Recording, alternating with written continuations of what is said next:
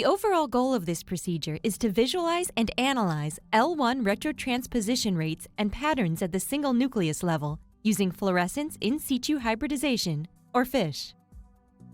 The major advantage of this methodology is the fact that it allows the experimentalist to avoid over or underestimation of rates and patterns of retrotransposition, and when complemented with other methodologies, allows for the study of L1 retrotransposition at the single nuclei level. Performing this procedure today is Dr. Pasano Bojang, a senior fellow in the laboratory.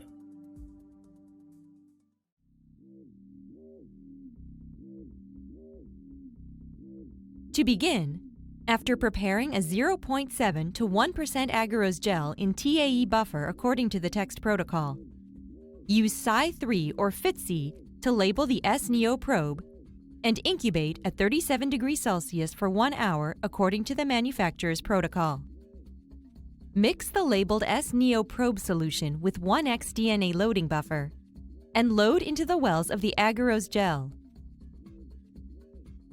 Then run the gel at 75 to 100 volts for 15 to 20 minutes. Using a UV illuminator, visualize the probe band, and with a clean blade, cut the labeled S-Neo probe from the gel.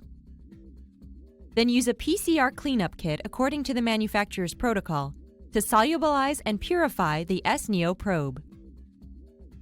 After purification, rerun 5 microliters of S-Neo labeled probe with an unlabeled S-Neo probe on a 0.7% agarose gel to confirm the size increase and loss of signal intensity.